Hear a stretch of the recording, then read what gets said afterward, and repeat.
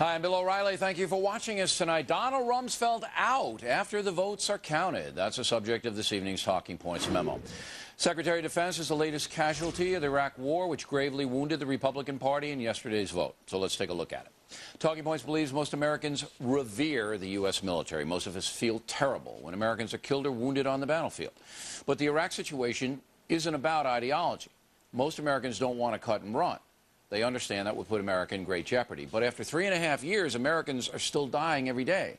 And many voters believe there's no strategy for victory in Iraq. Thus, Rumsfeld's resignation today. Of course, that came too late to help the Republicans, who now find themselves in the minority on Capitol Hill. If visible progress had been made in Iraq, that never would have happened. So that's where we are.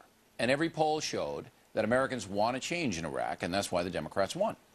Now, the unintended consequence of the power shift in D.C. is that some Democrats will try to impose a secular progressive agenda on the country. First, there will be an attempt to raise taxes. Ways and Means Chairman Charles Rangel will lead that. Second, new Speaker Nancy Pelosi will encourage investigations of the Bush administration, seeking to create a scandal which would help the Democrat presidential nominee in 2008. But that could backfire on the Democrats, as most Americans do not want Mr. Bush attacked. They want to see if the Democrats can do better. They do not want to see their government ripped apart in a time of war. There is a struggle within the Democratic Party itself. Far-left zealots like Nancy Pelosi and Howard Dean are stacked up against moderates like Joseph Lieberman and, dare I say it, Hillary Clinton.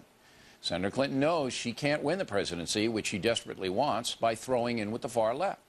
So here's what's going to happen in the next 2 years. President Bush will not get much done. He will veto any attempt to change his agenda, and Congress will not be able to override those vetoes. So there'll be a stalemate and a chess game about the 2008 presidential vote. Right now, the Democrats are in a good position. The country is giving them a chance to improve Iraq and the basic tone of politics in America.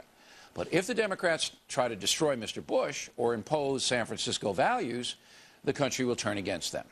There's no question in my mind. And that's the memo. Now for the top story tonight. Why did President Bush wait until after the election to replace Donald Rumsfeld, and is it the right thing to do?